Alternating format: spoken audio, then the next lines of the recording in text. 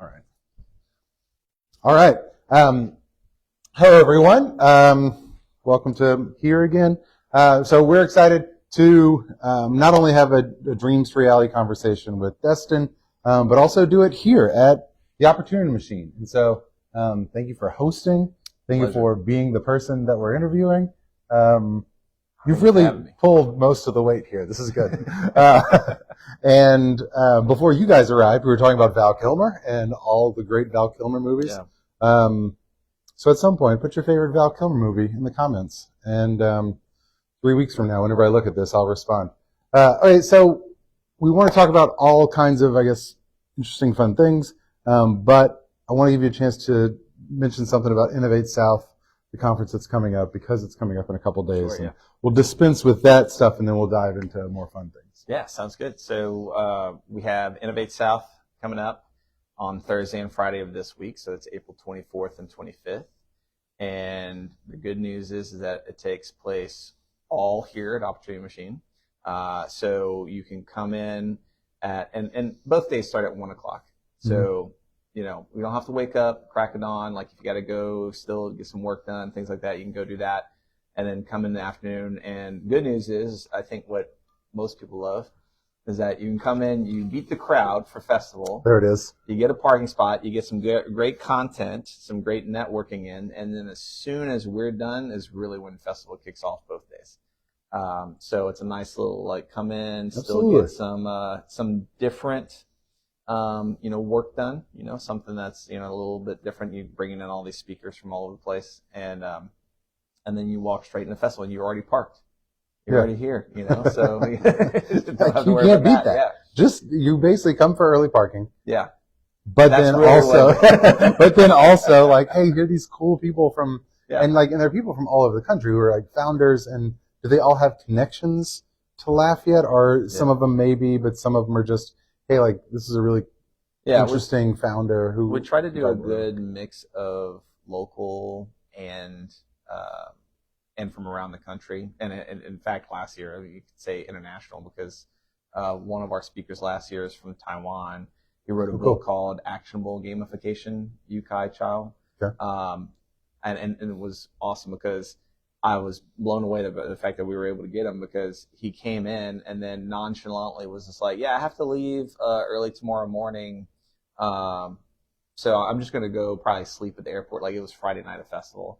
And we're like, oh, where are you going? And he goes, oh, I'm flying out to consult with a group from Microsoft, tomorrow in Chicago. Like, oh, like you just came to Lafayette before going to consult for Microsoft. Yeah. You're like, oh, that's great. And the night before you go consult to Microsoft, you're going to spend that night in the airport. Yeah. Well, which I don't think you could even do. Only after you shut down festival. Like, this dude partied at festival the whole time, loved it. Was dancing with everybody. We got videos. That's awesome. Great guy. But yeah, so we bring in. So he'll be back probably. Yeah, one day. Yeah, for sure. I mean, he was like, or he'll sneak on into festival somehow. Yeah. That's awesome. Yeah, we have speakers from all over, from New York, North Carolina, Texas, Austin, and Houston. And so we try to, I always, when I'm talking to startups that we work with, it's clear to me that a lot of times our network is their network. Their network for starting a company, their support ecosystem, their access to mentorship and guidance and advisors is really whatever we have available, because they've never tried to do that before, And so I think one of the best things that we can do with something like Innovate South is to bring in people from all over here. So that way we're bringing them to our startups here, and they don't feel like they have to leave and go elsewhere. I mean, it's always great to go for a little bit, experience things like that. But if we really want to focus on retaining a lot of these great entrepreneurs and students too here, then we really want to focus on bringing in, those advisors and those connections to them. Yeah, I mean, you're showing them that it's not, you don't have to leave to get that, not only in an age where everything is so much easier from a connecting standpoint, but also the physical connection that is super critical can also occur here through things like Innovate South. So that's wonderful. Excited about that. excited about parking. Yeah. Festival. So innovatesouth.org. Okay, innovatesouth.org. Tickets are still available. You can get them both days. They're almost sold out. Day. So, okay.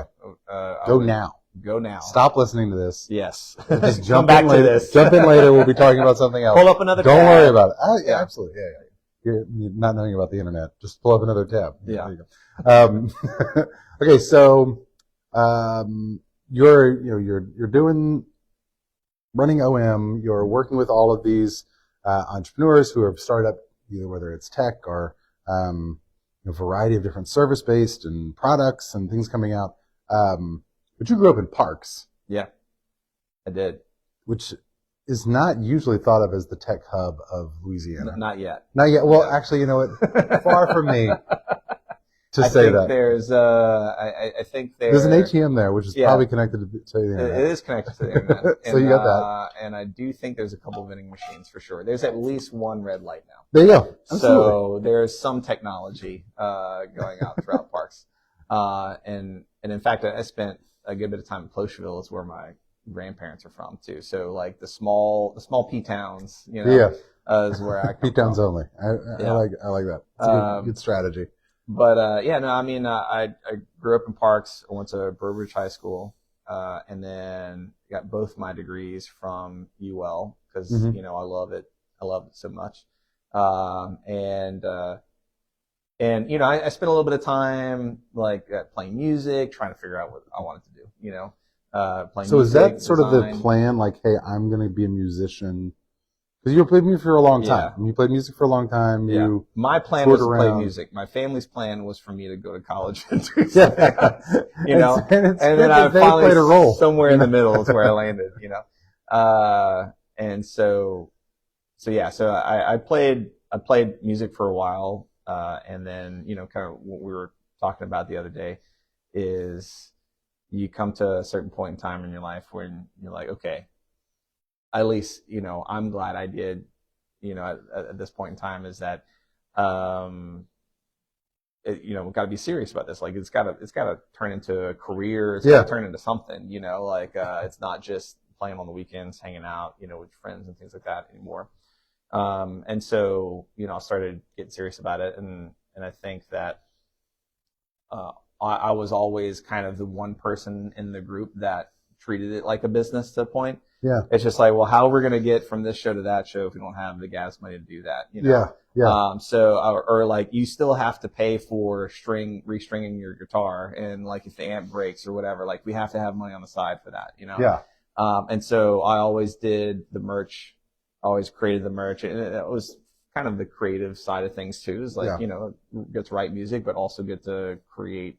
Because you're graphic design. Yeah. You're graphic design at UL. Yeah, I went to school for graphic design for my undergrad degree, and loved the creative aspect of that. That was another thing that I learned too, is that I liked the creative aspect of that. But then when you get out of college and you get in the real world, sometimes it's not just about the theory. It's not just about the creative side of things. There's the business side of things, right? And the business side of things is different depending on what type of business, what type of industry you're in, or what type of position you're in. And so for me, graphic design was great creatively, but as I'm going around doing all these job interviews and interviewing for these places, I'm seeing where they're putting all the graphic design people, and it's like in a dark room, staring at his computer screen. I'm like, it was different for me, like most of what I did, like this is how I went about doing all my designs. Yeah. Apologize to anybody, any professors who are like, don't do it this way. Is, a lot of students would sit down and work on their stuff as soon as they got their assignment and say like, okay, I'm going to like do all these iterations of logos and stuff like that. Right.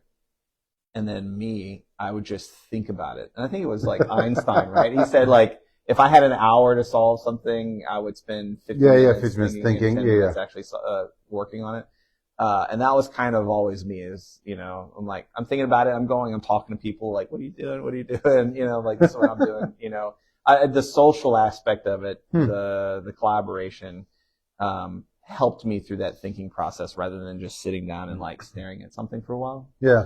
So, but you also, and this is what I really loved about, the more I talk to you and get to know parts of your musical journey, because you mentioned that you were always more the business-minded person, doing the merch, creating the merch, was the learning that you were doing by spending time at the merch table, at the merchandise table, and that being something that kind of sort of what you're talking about now, like, by learning so much by just watching people, their habits, how did they interact with the merchandise?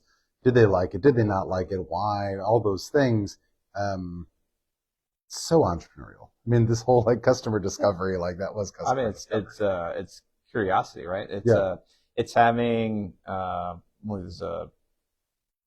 trying to remember who what her name was, but there was there's this brain scientist who lays out all the different mindsets that people have, and the most effective one, and they're fluid, so you can kind of shift through them whenever you're conscious of it, but one of the best ones you can have is the experimental mindset, where it's your ambition and your curiosity are as equal, right? Like they're very high, but they're equal. There's some mindsets you can have where your curiosity is great, but your ambition's like nothing, or your ambition's really great, but you don't really have a lot of curiosity, so you don't take a lot of risks. Like you just do a lot of busy work, right?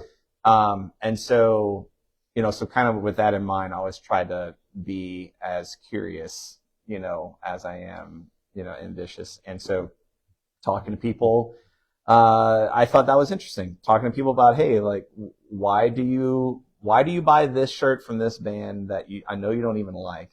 You don't like the band, like, you don't even really listen to their music, but you are buying the shirt, you're wearing the shirt, but then you'll show up every day that this other band plays, but, I don't really see you buying. So never give them merch, And it's crazy to me is that a lot of them were saying things like, well, it's not cool to wear the band shirt of the band that you're there to see, right? Or like the name is like too big. It's like, whatever. Or I don't care what band it is as long as the shirt design is really cool, Yeah. And or so, if it's not comfortable. Like oh my God, that was a huge so many times that I get back to like, I love this shirt, or I love this cause, or I love this whatever. I'm never going to wear that. Yeah. And if you're selling it to raise money I'd rather just give you $10. Yeah. Like, here, just like, you would have only made $10 off the sale of that shirt anyway. Let's just bypass the middleman. I'll give you $10. I feel better. I don't have to put that shirt in my drawer where it'll never come out. Yeah. Ever. Yeah. And the amount of people that, I was trying to like convince some of the other bands to do it. It's like, instead of spending $3 on a shirt so you can sell it for $7 because you think that's all they can afford, right? Yeah. Is spend the $6-7 to get a shirt made that's really comfortable. Yeah, absolutely. And sell it for $15. Like, if once one person buys it and they actually, man, like, this is super comfortable and I can wear it and not feel like itchy and absolutely. whatever, and it lasts after a couple washes. Yeah. So yeah, and I didn't know any of this back then. I was, in college. I wasn't. You didn't realize any of this. Yeah. I wasn't in college for business. So, but thinking back about it now, a lot of the things that we work with entrepreneurs on and talk them through, and like I was experiencing all that stuff in a band, trying to convince people to, on the side of the street, hey, like, just come check us out, whatever, or trying to sell them something and asking them why they would buy it or wouldn't buy it, or, what would get them, what would be a good price point, just kind of willing and dealing, all these things. And so it's interesting how skill sets translate over when you just kind of like look at them a little bit differently. And I think I've actually had, especially since COVID, I've had probably about 10 friends or people that I used to play music with at some point in time. They were somehow involved in the music career industry, reach out and say, hey, like, I want to transition over into tech, but I just don't know how to remotely do that. Like, you'd be surprised. Yeah. How much of that translates over, you just got to think about it in the right way. I mean, so much of that, I use, the Ted Lasso, like, hey, be curious, not judgmental, like, tagline all the time. And for that exact reason, like, whenever someone says, I don't like your idea, or I don't like your shirt, or I don't want to buy it, you can say, well, screw you. I can get mad at you for not liking it, or I can be curious about why you don't like it. Mm-hmm. I can be curious about, well, what would make it better? I can be curious about, well, what would shift that, and learn so much more than the judgmental anger, which ends the relationship immediately. Yep. And I walk away with nothing. Yep. So not only, am I mad, but I also didn't even get anything.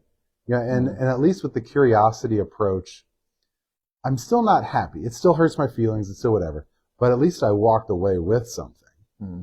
And all right, well now, like, I feel like it's just a better situation. It's like I think I've told you this too, is the ugly baby kind of syndrome. Like I tell people all the time, they tell me their idea and they ask me what I think.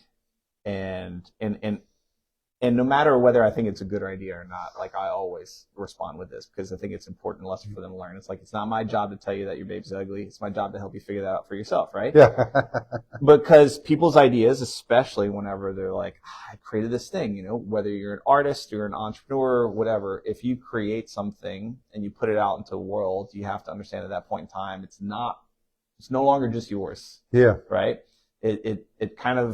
It's yours to an extent, but it now belongs to everybody who's now, in some way, shape, or form, has taken eyes on it or engaged with it in some way, shape, or form, right? And so you can either say, oh, you can treat it as art, where it's like, okay, this is my thing. I don't care what you think about it. I'm just putting it out, and whether you appreciate it or not, whatever. But I'm not trying to make any kind of income off of it, right? Yeah. Or you can create something and put it out there. And if you need to make income off of it, or that's what you're trying to do, you have to understand that it can no longer just be perfect to you. Like, it has to be something that a lot of people want. Yeah, you can't always have both. You can't have it where I'm making exactly what I want to make and I want to make a living off of it. Like, that's greedy. You don't get to have not necessarily. Hey, listen, like every now and then maybe.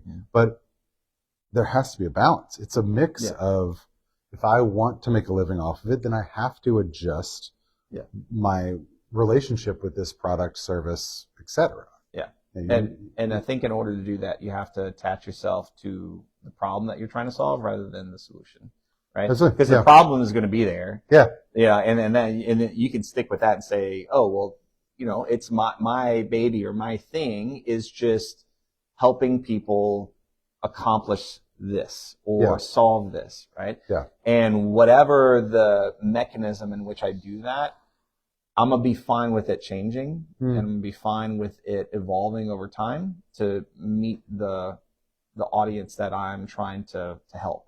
And whenever you do that, your mindset changes and allows you the freedom to create something that's actually going to work, I think. But a lot of people come in and they just have that idea, and it's just like, this is like, oh my God, like this is my thing. It's going to work because it works for me. But I created it and it's great, and isn't it? Yeah. I think that's what we saw, with COVID. So many people started doing things at home. Yeah. And I think there was a time where they all also thought, like, oh, I can make money off of this. And, it took a year or two, but you had a lot of people quickly realize that, no, I can't. Yeah.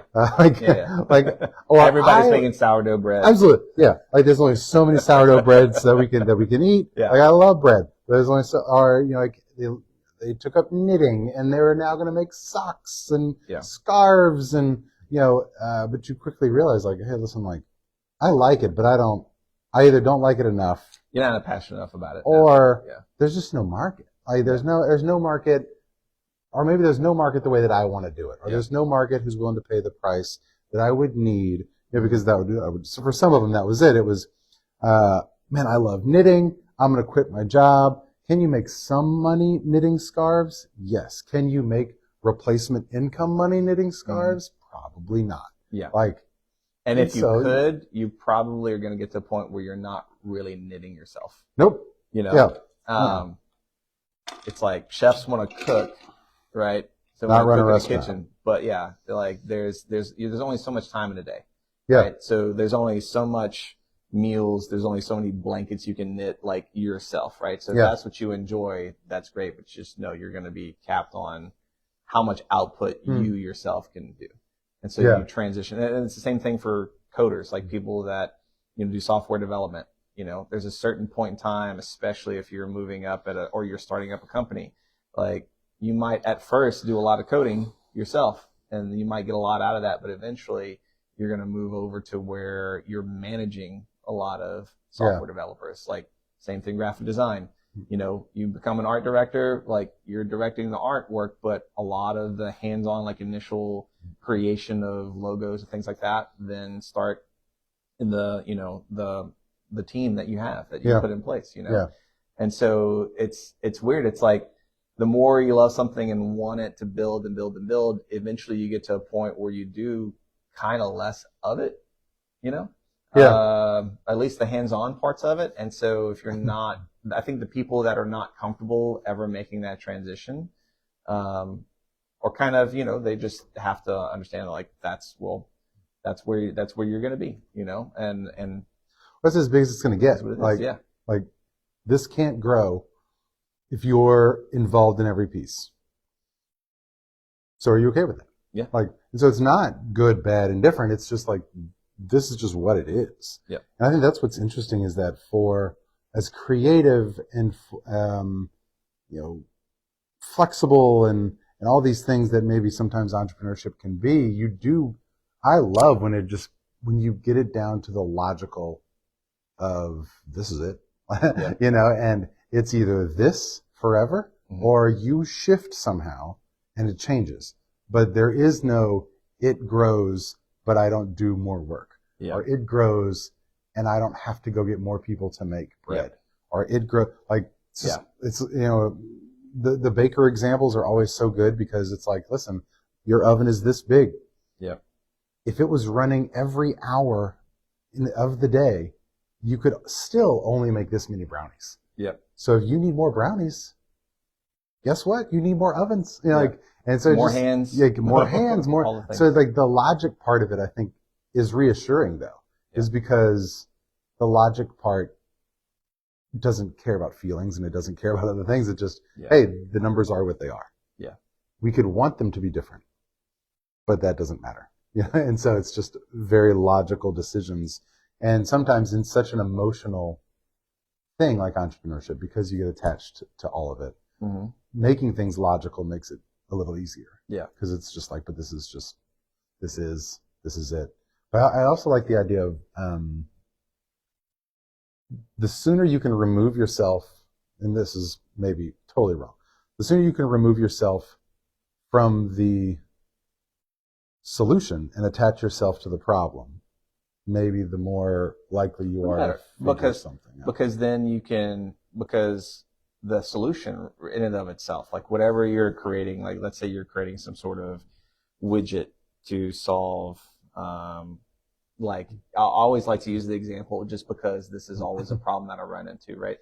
Is trying to learn things on the go, right? So listen to podcasts or whatever, but I'm driving. That's a good opportunity for me to listen and take on new content. But then it's like, I want to make a note. I want to write something down. I want to save it for later. I want to store it in a specific location so then I can have all these pieces to put them together later. It's a nightmare trying to do that, while driving. And so I always like to use that example, because it's a problem that I'm very familiar with, but if you're, looking at tackling something like that, then let's say, the solution is there's some kind of like voice command thing. Well, great. You can create that and then you put that out there and that starts to work maybe.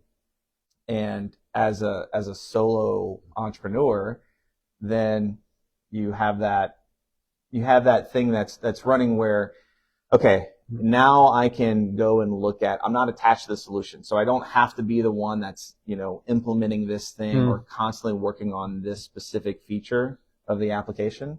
I can now go and put that off on a team to make sure that feature or that application stays up and running and customer support and it's running and it's just, the user experience is becoming better. But then I can go and figure out what's another component of that bigger problem that we can create a new feature for, right? And so you stay motivated, I think, and curious and your ambition is true when you focus on solving problems for people versus getting attached to, well, like I created that, voice activated system. Yeah. That and it's like, so solution. I'm the only one who can touch it, right? Yeah. Yeah. Like that's the solution. I think about, science is so much the same way. I mean, like if you were attached to, I created the whatever that's going to solve, this disease or solve this problem.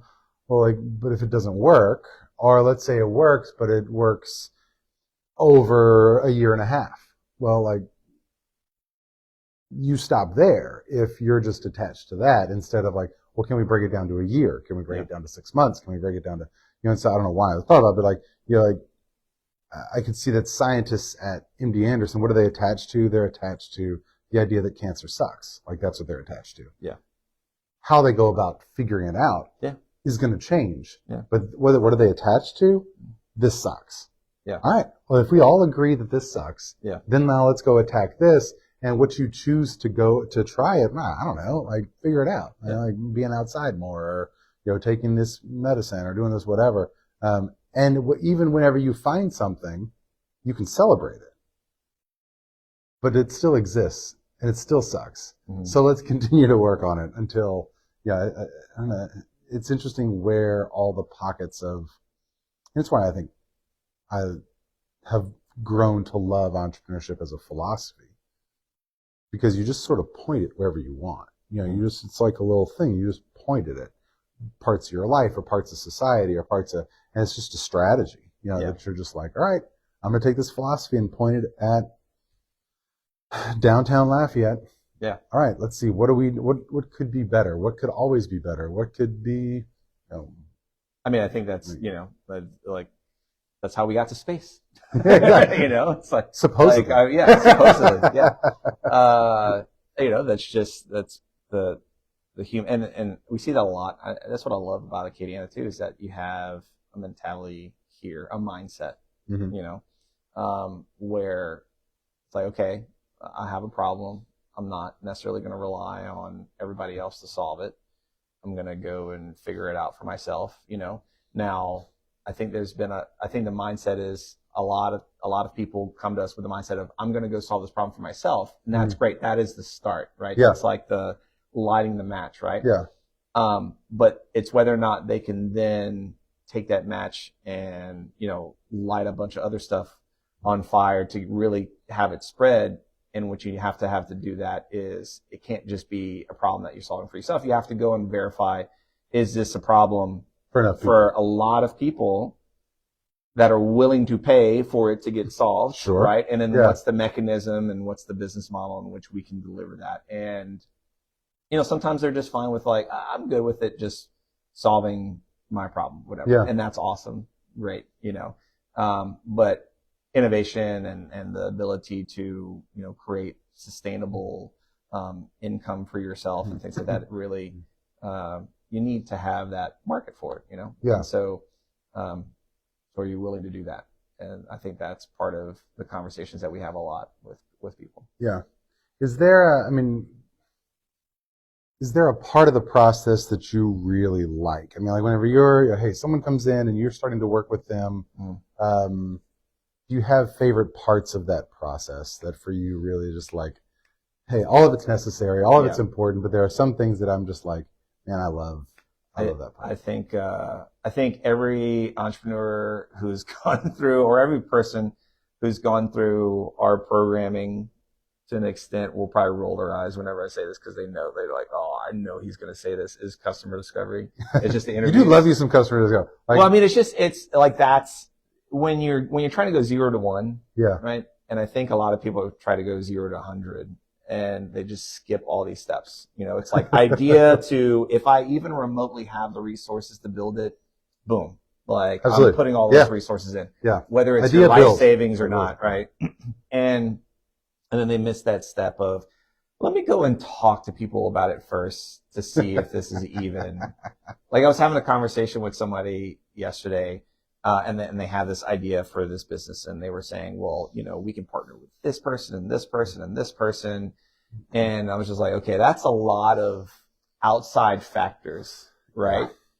That's like, use the example of Spotify, because we were talking about the Zune and iPod and iTunes and all that stuff, And I was like, that Spotify they hinged on like, if the record labels don't cooperate with us, like if they are not in on this business model, then we're done. Then we're just going to have to go back to the Napster days and do this illegally. Absolutely. Right? Not that we would, support that or anything, but exactly. Right. And so you have to think back, okay, like this might be where I want to get, right? And in order for this business model to be something, or, that's huge, I might have to have these relationships or these partnerships, or rely on outside control, or things that are out of my control, right? But can I start it off by doing something that is fully within my control? I say fully, but just where I'm giving up a little bit of control, where it's just like, okay, I can create this whole thing myself, and then see if somebody would be willing to pay me. It might not be the amount that it eventually would cost. It might not deliver 100% of the value. It might be 50, but if you can deliver 80% of the value for 20% of the cost, then you should always, start there, right? Before you open up a restaurant, can you open up a food truck? Before you open up a food truck, can you go to the farmer's market and sell? Can you sell pre-order? Can you sell delivery? Whatever. Before you open up your knitting store, absolutely.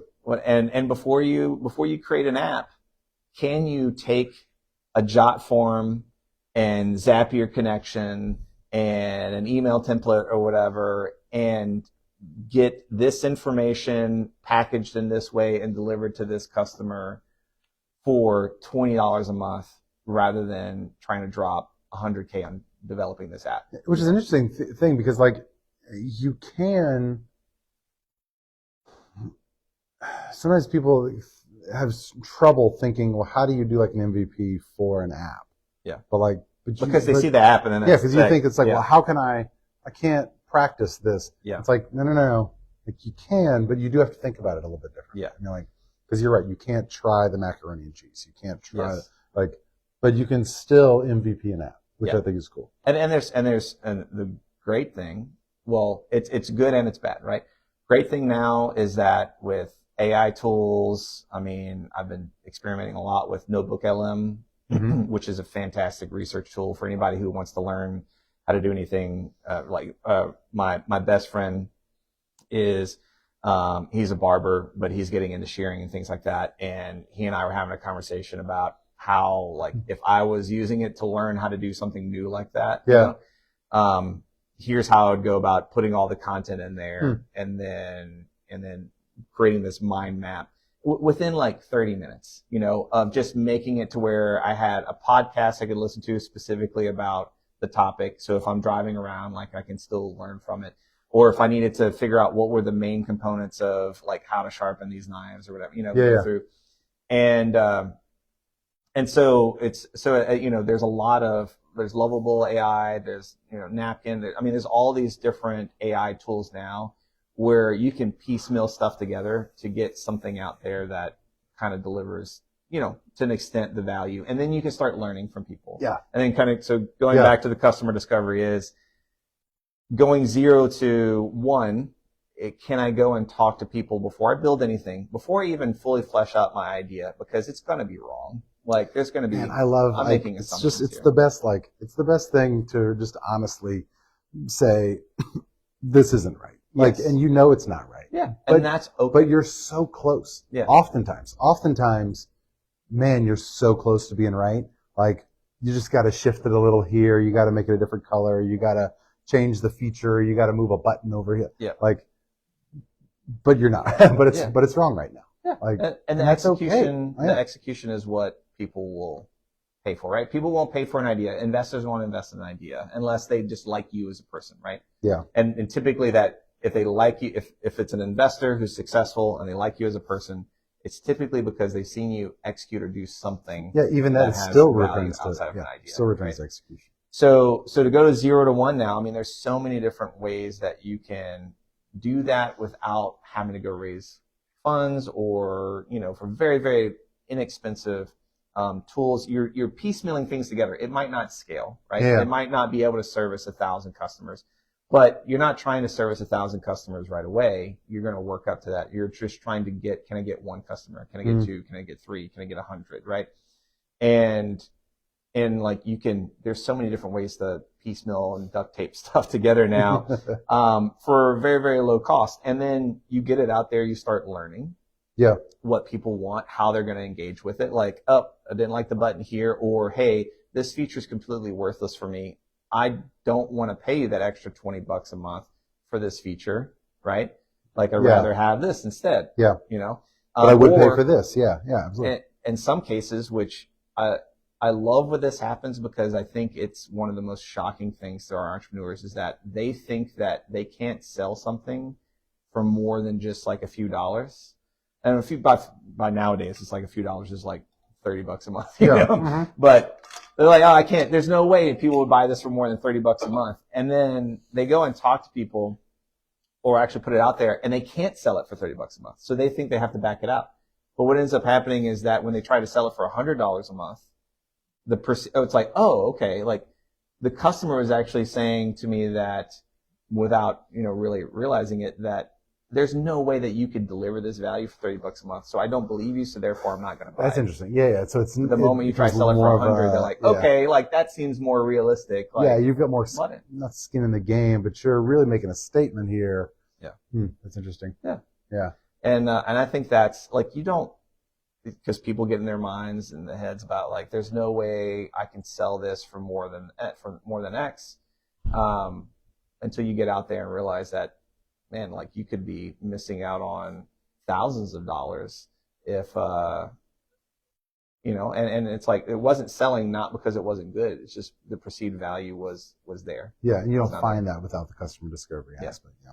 My, so as like, hey, work with a bunch of, and we work with a lot of really early stage people.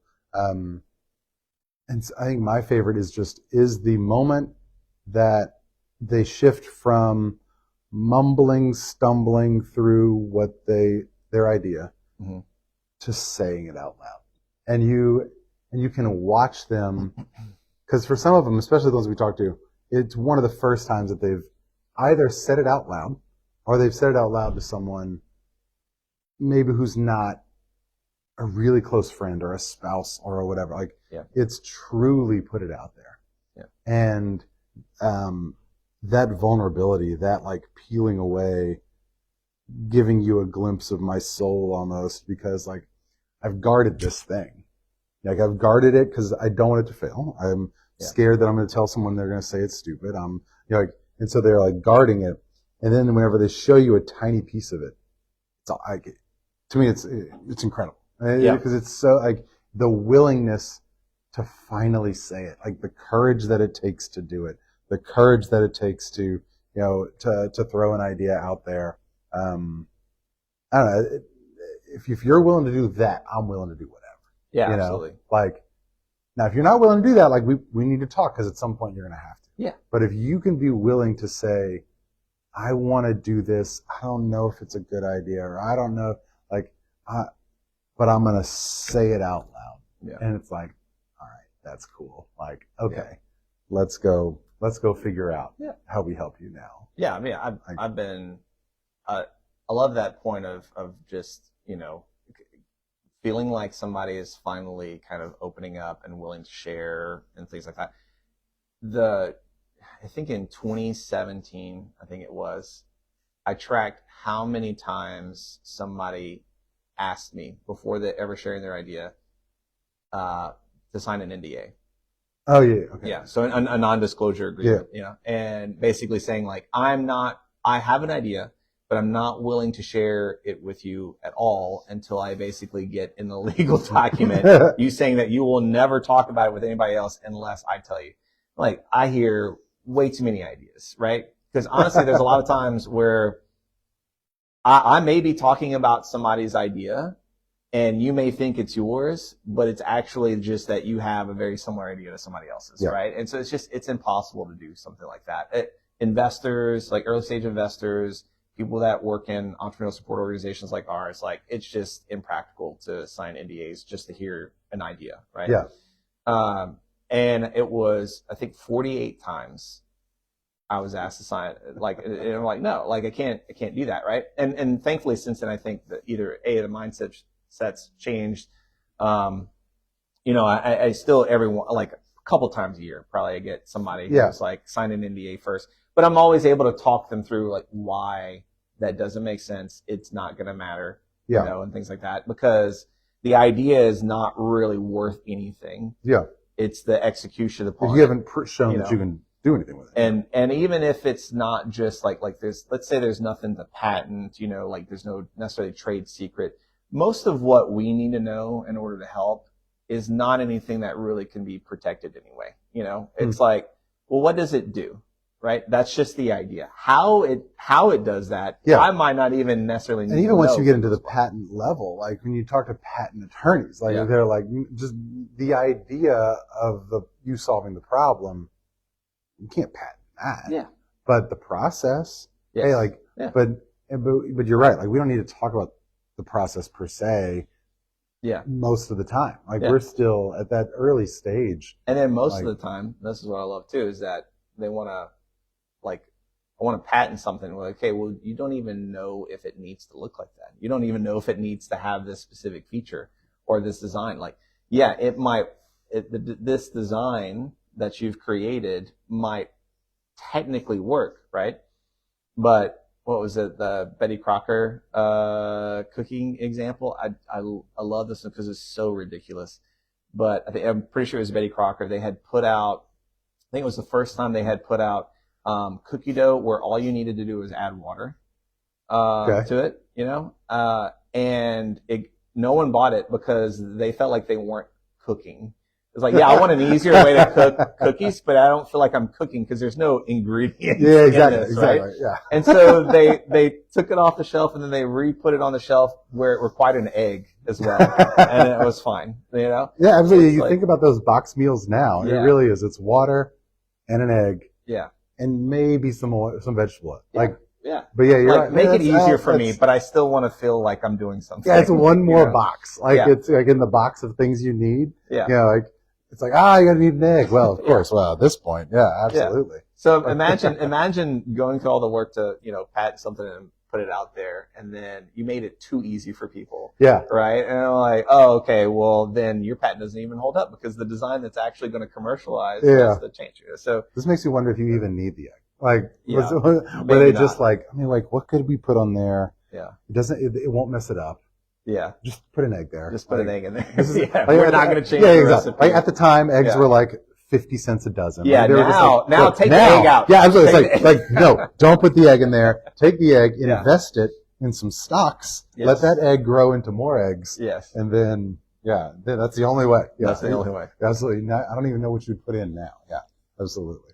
But there's no way that was right. All right, so this has nothing to do with it we were talking about.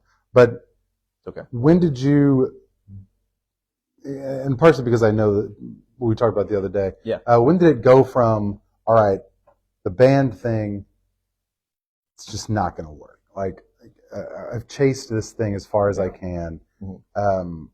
What kind of caused that? And then, not that, I don't know, like, was there a little bit of a feeling of like, did a dream die that day? And what did that feel like? Yeah, I think the dream slowly died over time, right? And honestly, I can't even say in a way where it was like. And the love of music is still alive and everything. I don't mean to make it seem like. No. But I mean, I think, like, to kind of reference entrepreneurs again real quick, I think you have some where the dream dies for the wrong reason. Like, they go pitch to an investor and the investor like shoots them down and they're like, oh, my dream's dead. Yeah. Like, that is the wrong reason. This is one person who like may not know anything. Yeah, that is absolutely the wrong reason for your dream to die, right? And so for me, it wasn't like getting rejected by labels or things like that. Like, there was a couple, labels throughout the course of me playing music where I had spoken to, and the deals were terrible. and so it was like, okay, I'm not gonna take this, and there was, it was less about that, and it was more about me just starting to piece together, okay, let me think very logically about this. I'm in my late 20s at this point in time. Even if I got signed today, right? And I had friends that were touring a lot and playing these big festivals and stuff like that. But I remember having conversations with them where they're like, I'm having to decide between, do I pay rent at my apartment that I'm not really there at that much, right? But know that I'll have a place to sleep when I get back home. Yeah. Or do I pay for my phone bill, right? Which is something I need all the time, but I'm around other people. Maybe I can kind of like do without. Right? I can borrow someone's phone. I can borrow somebody's phone or pay phone or something like that. And I'm like, that is not the type of, like for living the life of music. Once again, I love the creative aspect of it. I love the collaboration. I think very similar to starting up a company, there's super highs and super lows, and it can come like one day you can have this amazing experience, whereas as an artist, all these people show up, they lose their minds. They love the art that you created. And the same thing for an entrepreneur. You could have record-breaking sales, and then the next month or the next day even, someone tells you that it sucks. Yeah. Someone tells you that your band sucks, you get a bad review or whatever. Excuse me. And then, or somebody says, I complained about, the fact that your widget didn't do this one thing, right? Or didn't meet my expectations. And so that can be, really tough. And I think for me, it just got to a point where it's even if I got signed today, in my late 20s, let's say everything goes well, it's all working out, we're growing more and more, to get to a point, right? Because it's not just you can be playing these massive festivals and still not make anything, right? Yeah, it cannot really mean anything. To get to a point where I think if everything went perfect, I would be making a decent income, and I would feel comfortable that this is my life, at least for the next few years after that. It'd probably be 4 or 5 years down the road from that point in time. I was like, do I really want to be in my early 30s, really getting to a point where I'm comfortable on this type of career? And so I didn't completely give it up, kind of phased it out, right? Yeah. And so I was like, I'm going to go back to school. I love the promotion side of things. I love communication. I love, talking to people, engaging with people, asking people why a lot of times, right? And so I went back to UL. I had a couple of conversations with the dean of the business department at the time and the dean of the communications department, and decided to go and the communications and got my master's in public relations. And at that point in time, I was like, if I'm going to go back to school, I'm going to immediately start implementing what I'm learning in a real world scenario, right? And so I started doing event planning. I started doing the charity event kind of things, and I fell in love with that. And then the aspect of me talking to people, understanding, well, what do you like about this event? Why wouldn't you go to this type of thing?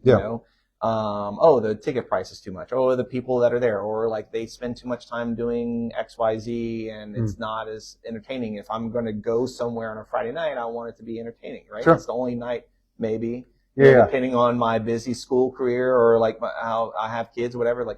It's if I only get to pick one thing, it's got to be really, really fun and not something that just feels more work, right? Yeah. And so taking all that information and creating things that people really enjoyed, and that kind of allowed me to feel comfortable in transitioning over. It's okay, I got this out of playing music. I got the creative side of thing that was fulfilling. The creating something that a lot of people enjoyed and allowed them to escape a little bit and kind of just have a really cool experience, was really fun for me. And so I was able to do that, by doing that. And then in that process, I started in 2013. I started an intern at Opportunity Machine.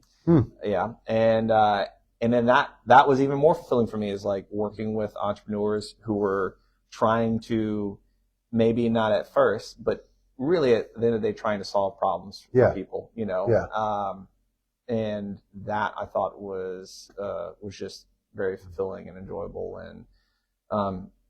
and just, you know, so I just went all in on that. And in pieces of it were, hey, I did this before, this is just another application. You know, again, like discovering what customer discovery was. Yeah. You know, and probably looking back and like, going back going, wait a second. Yeah, like, there's a guy I've been doing named this. Steve Blank who is like, you know what entrepreneurs miss all the time is customer discovery. I'm like, oh, really? What's that? And starts getting into it. He's like, you're asking people these things. I was just like, I did that. I do that. Right? That's like, I love that part. That's awesome. You know? Yeah. And he's speaking to me. Yeah, he's speaking to me. You know, and then it's like going back to, you know, things you learn in school. It's a scientific method, but it's a little bit, you know, you got a little bit faster pace. You have to take action on it quicker. You know, you have to learn, but you have to take action quick. And I just think I just fell in love with that, because it truly, and it's so cliche to say, I know, but it truly felt like every day I'd wake up and there was something like different to do. Yeah. You know, whether it's working on a different project or working on a different stage of a business. Yeah. You know. Yeah. Things like that. So. I mean, that's one of the things that I know for me, similar. The lead center is like, hey, like every person who walks in is a new idea.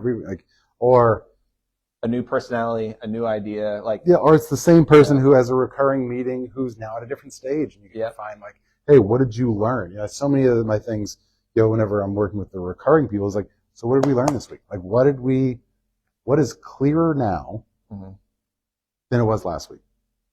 Okay, awesome. Yeah. Like, okay, great. Like, this is what we learned. Okay, how are we going to apply it? How are we going to turn it into, like, and if we don't learn anything, what are we doing? Like, come on now. Yeah. But so rarely is it that, you know, almost always it's like, well, I found out that my price was too low, or I found out that people would really like this in a different whatever, like, or I learned that I could start a YouTube channel explaining some of this stuff because that's really where the hang up is. It's like, oh, perfect. That's awesome. Yeah. I can see, like, what else can we learn? There was, so at some point in your record label journey, or finding record labels, they said, all right, you are going to need to get a sleeve tat. Yeah. And which brings me to like the idea of sleeve tattoos in general. And is a half sleeve even worth it? Like, if you were going to sit for that long, I mean, I can only think that that a half sleeve is just part of a process to a full sleeve. I think that's typically how it ends up. You know, like, yeah, I mean, pretty much. It's the installment plan. Like everybody I know, like my sister's got, you know, quite a few. Most of my friends coming from the music industry, you know, absolutely. Most of my friends started off with just like, oh, I'm just gonna get this one thing, whatever, and then it turns into a full blown thing. You know, I think it just depends on, you know, at the time when you're a musician and you're limited on money. Yeah. Right? Absolutely. It's like that's the half sleeve is like, this is the best. Like, this is me dumping all exactly. what I have. Exactly. This is like 3 months worth of playing. You know? Okay, let's go ahead and do that. And look, that was another, just talking about that transition, that was another thing that probably actually made me feel more comfortable about transitioning out of that, because it's not that I had like anything against getting that, even though but it just clear to me is like, when the demands from the record label is not, you know, we want to see consistently how much people you pull into shows, right? Or we want to see how many plays you get, you know, and at the time, you know, there was, you know, there was all these different like channels, like for Warped Tour used to do this thing where they'd have the Battle of the Bands, right? And it was just like, see how many plays you could get, you know? Yeah. And so we were willing and dealing things where it's like, okay, hey, this band in this other region, right? You have a similar style to us. We would actually love to tour with you guys if you promote us to your fans in your region. Yeah, we'll promote. Yeah, they'll vote for you, they'll vote for us, and then we'll do the same, or whatever, and all these things. And so that was, you know, a lot of different ways of kind of like spreading that out there. You know, they didn't care about that. I mean, they cared about that, right? But when they were putting all their focus on like, we need you to lose weight, and we need you to all have, we need you to all be super skinny, and we need you to all dress a specific way, and we need you to all have tattoos. Exactly. Right? It's like, okay, this is more of like, I didn't sign up to do the boy band thing, right? Absolutely, You know, I signed up to play music that I love, that a lot of people enjoyed, right? And it's, you know, I get it. Like for some labels that was kind of like the business model, Yeah. right? You know, because that's just like what sold or whatever. But yeah, that was one of those things where it's like, okay, you know, it's not really something that I'm about. That's not what I'm in it for. Yeah. Right? At some point, it shifted away from Yeah. the music and the entertaining and the whatever to, hey, we need to sculpt this image. Yeah. That fits with what we want. Because that is not going to last, right? Yeah. Yeah, exactly. You know? Like, and it lasts until like, well, now actually we need you to do this instead. Yeah. And like, hey, that thing where we told you to do this, that now it needs to. Yeah. Sleeves are out. Like, sleeves are out. You like, know, unsleeve it. Yeah. Yeah, exactly. When you sleeve, do you go? Everyone goes top down, right? Like, how many people are going bottom up? I had a few friends that went, you know, started kind of like up there. Or, you know, wrist to elbow. But, I think, you know, that's another thing too, is like you're thinking about if you're trying to show it off, right? It's like, you're more likely to show it off. Like, yeah, it makes sense to be here than here. So to me, if the record label is like, hey, we want you to do a half sleeve, they were definitely talking about, that's a good point. Yeah. Forearm. Yeah. Not because they don't want you shirtless at any point. Like they're like, no, I mean, they might, I don't know. Like, you know, like you never know what they want at that point in time.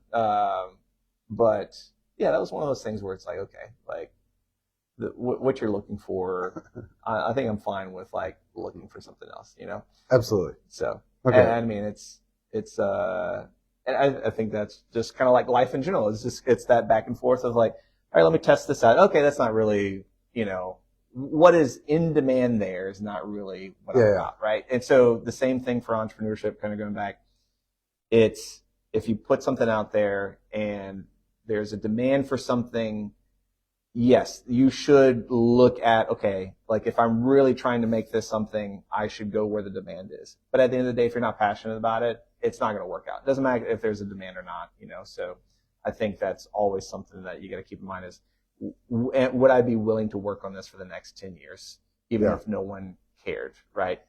And if not, then, you know, just take that into consideration. But it becomes an interesting kind of combination, right? Because like passion, while necessary, is not enough. No. Like it's not enough. Like it's not. It's habit, execution, like all of it. Yeah. will truly determine if it works. Passion helps. Passion helps you wake up in the morning and do it, right? Yeah.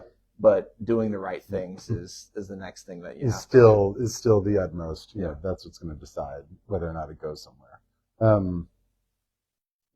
Whenever you're looking at, I don't know, like as far as the entrepreneurial ecosystem that's set up here, and you know, not only here in the Opportunity Machine, but you know, in Acadiana in general.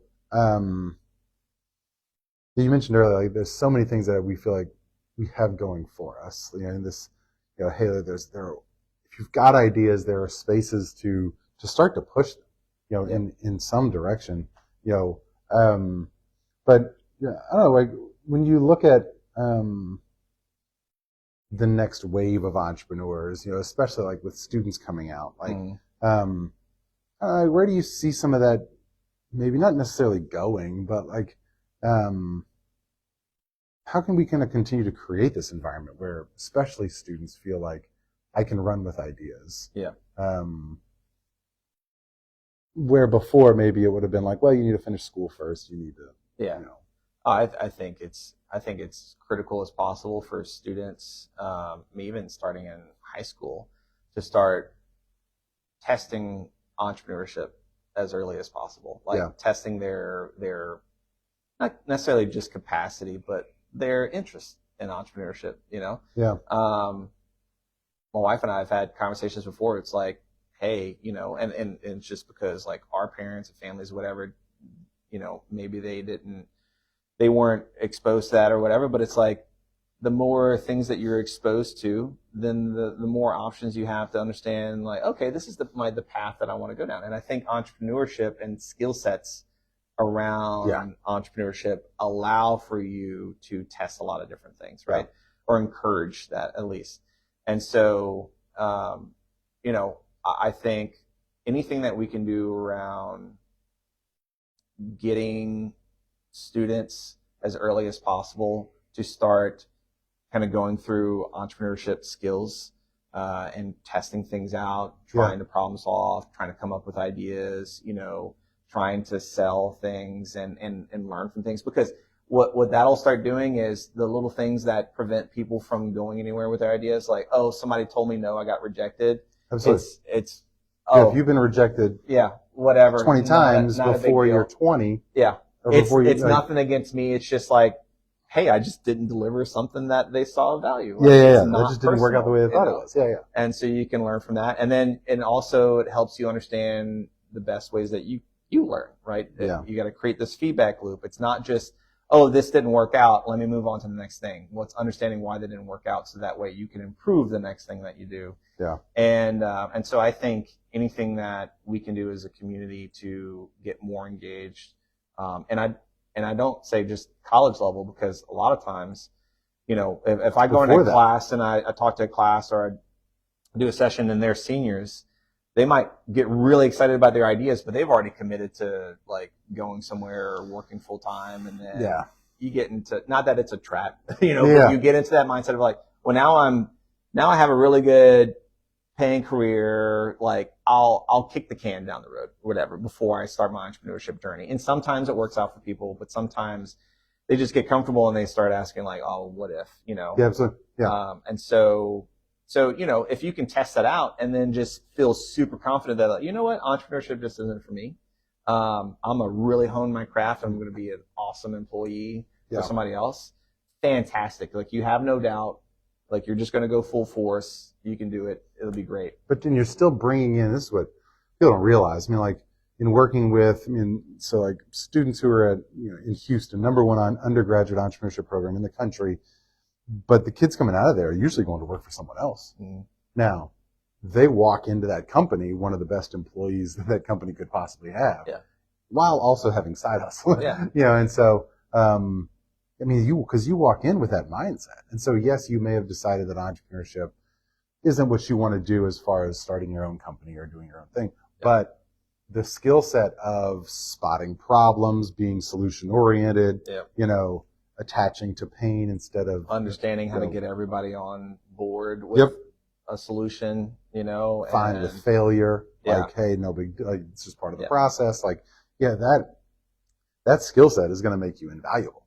Absolutely. It won't matter. And you'll, I think, and I think there are some, I've had conversations with some employers where they're like, I don't really want, I don't want talent coming in that is I'm always worried about them leaving, But the thing is that it's not the skill sets. I think that, it's not, okay, we're going to develop these entrepreneurial skill sets in these kids and these students and release them out to the world. Then all of a sudden you have all these employers who are worried about, okay, they're going to come here for a little bit and then they're going to leave and start their own thing, right? Yeah. That's not the thing that causes people to go. The skill set is not what causes them to go and leave. Yeah, right? absolutely. It might make it easier. For sure. But ultimately it's the passion, it's the motivation, it's the like, I want to do my own thing. And so they're not going to be the best employee if they're always thinking like, I don't want to do what you want to do. I want to do what I want to do. Absolutely. Yeah. Just as often it's, this job doesn't allow me enough creativity. This job, I don't like this, or I don't. Very rarely will it be, I hired this great employee and they left. Like, listen, you had something to do with it, in one way or another. Like, not good, not bad, just is. Yeah. The more opportunities, right? So I always say this is one of my main reasons for doing what I do. Why I'm passionate about what I do is I have 2 little girls, 2 and a 7-year-old. And I want to do everything I can between now and the time that they graduate high school, like even before they graduate college, if they decide to go to college, to say, if you want to leave, right? Yeah. I totally understand. You want to go somewhere, test new things, whatever, like that's great. But I never want them to feel like they have to leave. Like, and that's why they leave, right? Yeah. Like, I want them to be afforded every opportunity here. Because I'd left for a little bit, and I came back and it was enough. It was just long enough for me to say like, you know what, like there's a lot of things, like the specific opportunity I was looking for wasn't here, at least at first. I kind of had to do some digging and find it, and in some ways kind of create it for myself. But, but I wanted to be here because I liked the people. Yeah. And I think that there's a lot that we have to offer here, that a lot of people like and love, and and it's just, if we can just make sure that we have plenty of opportunities. So the more entrepreneurs you have coming out, the more new opportunities there are, the more you're going to then retain the really top level talent who don't want to be entrepreneurs, but are looking for a variety of options. And they're looking for a space to where this sort of mindset, energy exists.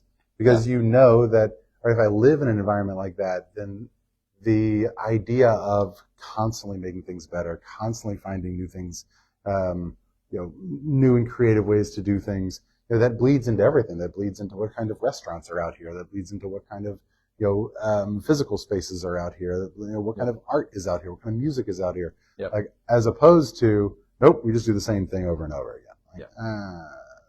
Even if I'm not an entrepreneur, that doesn't sound like a fun place to live. Absolutely. All right, well, we're coming up. We're past 9 o'clock. So, thank you. This is great. This is awesome.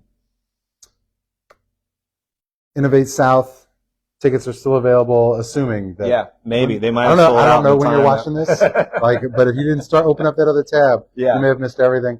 Thursday and Friday, and then festivals this weekend, and things are fun. But thank you. Thank you very much. All right. Thank you, everyone, for paying attention or listening to this later while you're doing the dishes. And have a wonderful day. All right. I'm going to walk up here and turn off the phone while everything still continues.